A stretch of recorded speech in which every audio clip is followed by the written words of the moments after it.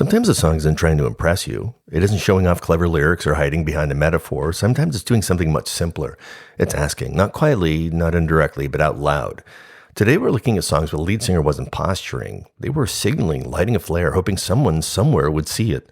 Hello and welcome back to Order the Pie, the show where music history, storytelling, and a little something in your glass all come together.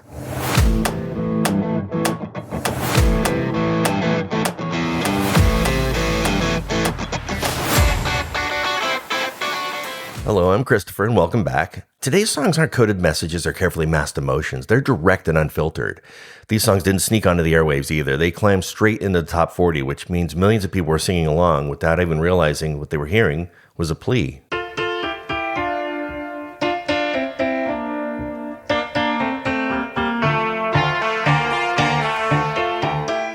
SOS was ABBA's first major hit after Waterloo, and the song that proved they weren't just a novelty Eurovision winner. It hit number 15 on the Billboard Hot 100 in 1975, wrapped in pristine pop production and airtight harmonies. Where are those happy days? They seem so hard to find. I tried to reach. The title isn't being poetic, it's literal. The song isn't about a romance fading, it's about emotional panic, realizing the connection is slipping and not knowing how to stop it. It used to be so nice, it used to be so good. SOS was written by Bjorn at the moment when his relationship with Agnetha was beginning to crack. So when you're near me, darling, can't you hear me? SOS. And Agnetha is the one singing the lead, which may be why the panic in the song feels so uncomfortably real. That's ABBA's quiet genius. They made distress sound danceable.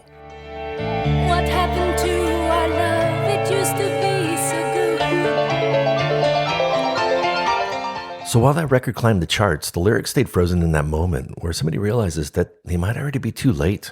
The love you gave me, nothing else can save me. SOS. When you're gone, you put me down, I bet I'm doing in my head. Help Me Rhonda by the Beach Boys didn't just become a hit. It went all the way to number 1 on the Billboard Hot 100, a full-blown summer anthem. Bright harmonies, hand claps, endless sunshine. But listen closely, this isn't a love song, it's a getaway plan. For you to help me, Rhonda, help me get her out of my heart. The narrator isn't chasing Rhonda, he's escaping heartbreak, stuck on someone who won't return his feelings, and Rhonda is the person he reaches out for when he needs out.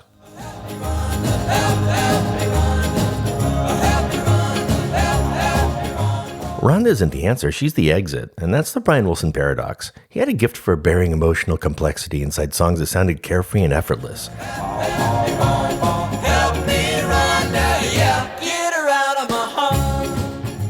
And while this one was climbing to the very top of the charts, what millions of listeners actually were singing along to was a plea for help, wrapped in beach blankets and sunshine. Help! I need somebody. Help! Not just anybody.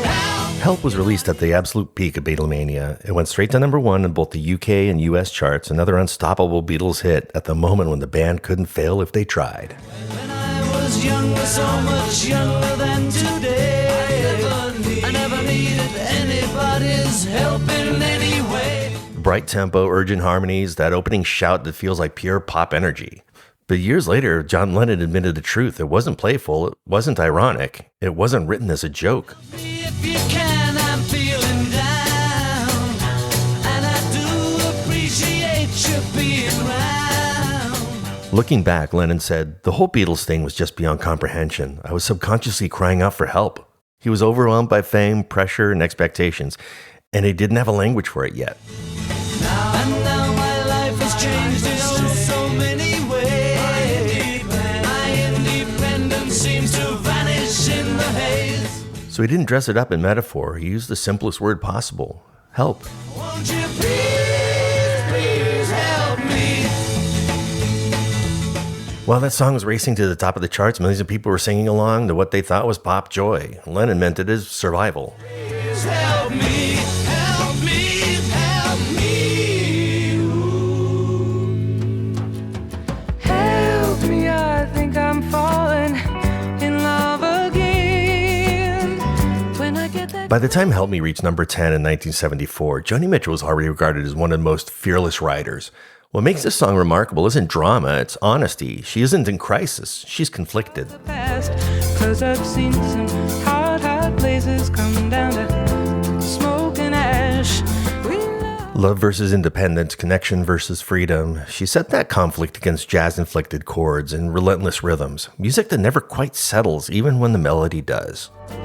Not like we love our freedom.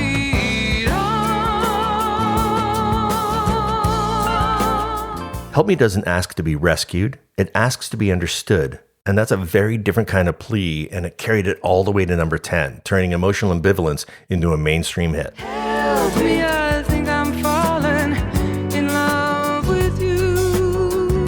Are you gonna let me go there by myself? That's such a I need somebody to need me. Oh, why don't you need me? Smokey Robinson built a career on emotional precision, and I Need Somebody doesn't dramatize pain, it confesses it. There's no panic here, just an admission.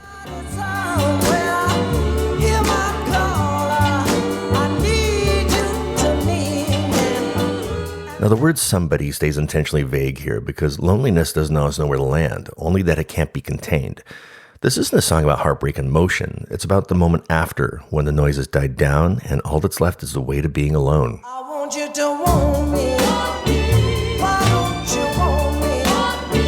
Oh, why don't you want me? And that's the reach, not towards a solution, not towards a rescue, but towards presence. Come on and get me. Oh, come on and get me. While louder pleas were climbing higher up the charts, this quiet confession still made its way up to the top 20, proof that even restraint could carry vulnerability on mainstream radio in the mid-60s. And if you let me, I'm gonna love you. And if you let me. I Need Somebody doesn't resolve anything, it simply leaves the door open.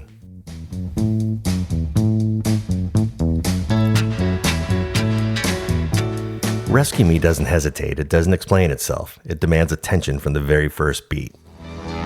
Rescue me, or take me in your arms, rescue me.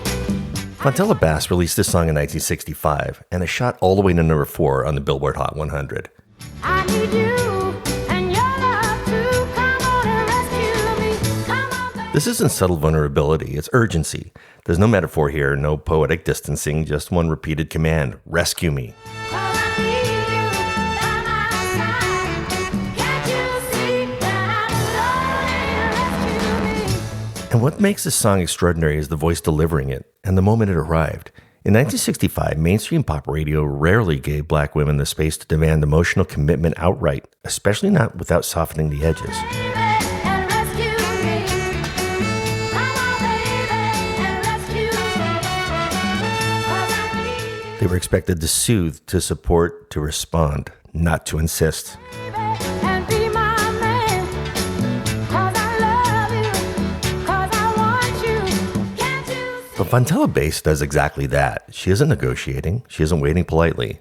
She's stating her needs clearly and out loud. take me, baby, love me, baby.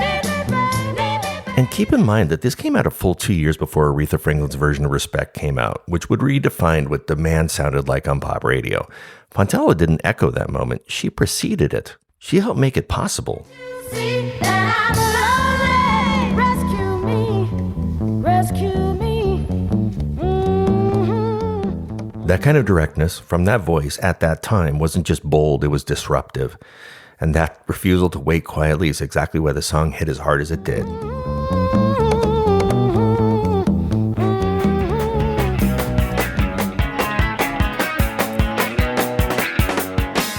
Message in a Bottle by The Police sounds upbeat, fast tempo, bright guitar, that unmistakable police reggae bounce, but the story it's telling is quietly devastating. Just across the way, island lost at sea.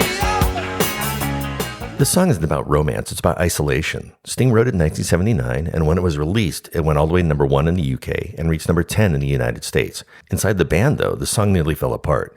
Andy Summers thought the guitar part was too repetitive, and Stuart Copeland worried it was too restrained. Sting disagreed. You need before I fall into despair. He later said that the repetition was intentional because waiting is repetitive. Sending something out and hearing nothing back feels repetitive.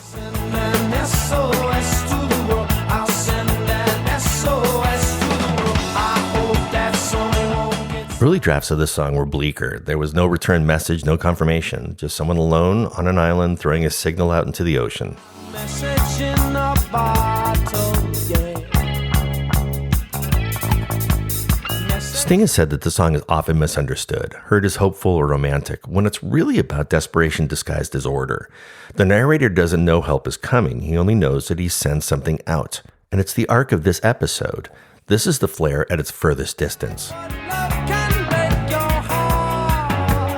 I'll send an SOS to the world. I'll send an SOS to the world. Still urgent, still reaching, sent out the only way it can be, released and left to drift. Sending out an SOS.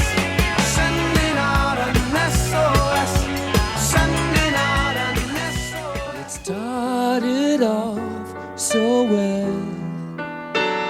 Said we made a perfect pair. Save Me by Queen was a major international hit. It reached number 11 on both the US and UK charts, a top 40 single on both sides of the Atlantic. And yet at the time it confused people. Queen was known for swagger, confidence, and spectacle. Care and loyalty were nothing but a sham and see. No operatic excess or rock star bravado, this song stripped all of that away. Is the lie we live till I love you till I die. Written by Brian May, Save Me is a power chord driven song, heavy, solid, and deliberate. Save me, can't face this life alone. The guitars are full, the rhythm section is steady and unrelenting. This is not a gentle plea or a retreat from rock. This song moves forward with force. I'm naked and I'm far from home. But the force isn't celebratory, it isn't victorious, it's pressure. The verses hold their shape until the choruses break open. My head and I advertise a soul for sale or rent. And when Freddie shouts Save Me, it isn't triumph bursting through, it's restraint giving way.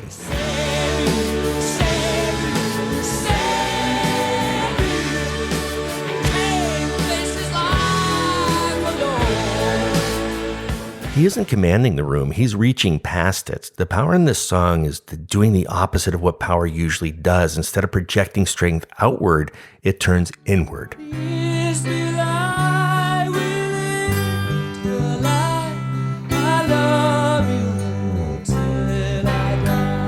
In a contemporary UK Reader's Poll at the start of the 80s, Save Me was voted Worst Single of the Year. Not because it failed commercially, but because it didn't sound like the Queen everybody thought they knew. Listeners wanted theatrical confidence.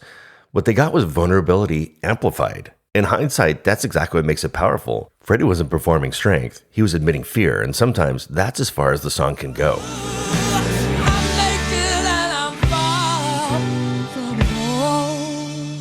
Sometimes the song isn't a solution, it's a signal. A flare sent up in the dark, not knowing who might see it or whether someone will respond. The songs we heard today weren't clever disguises or dramatic breakdowns, they were admissions. And that's where today's cocktail comes in. A friend of mine who's a bartender made me this drink one night when I asked for a tiki-style cocktail. He said he had just a thing, and it was something he had created himself. He mixed it, set it down in front of me, and I took one sip and immediately loved it. It was spicy, sweet, well-rounded. I asked if I could have the recipe, half expecting him to say hell no. In the tiki world, secrecy has always been part of the culture, but without hesitation, he handed me a piece of paper and a pen and started telling me the recipe. So this one comes straight from the source, and it's called Fitz's Flare Gun. In a shaker filled with ice, add 2 ounces of spiced rum. I prefer mermaid spiced rum. Add half an ounce of orgeat, half an ounce of ginger syrup, 3/4 of an ounce of pineapple juice, and half an ounce of fresh lime juice. You're going to shake that in the shaker until it's well chilled, and then strain that into a rock glass over fresh ice. Then on top of the foam, you're going to add 3 dashes of Angostura bitters, kind of like an SOS right on top. And if you're wondering about the ginger syrup, I've got the easy-to-follow recipe waiting for you on the website at whoorderedpie.com, so you don't have to pause the episode and take notes. It's a simple syrup that takes about 10 minutes, and it's worth keeping in the fridge. It's spiced, bright, and a little unpredictable, impossible to ignore, just like the songs that inspired it. Until next time, here's loud riffs, quiet sips, and the stories in between.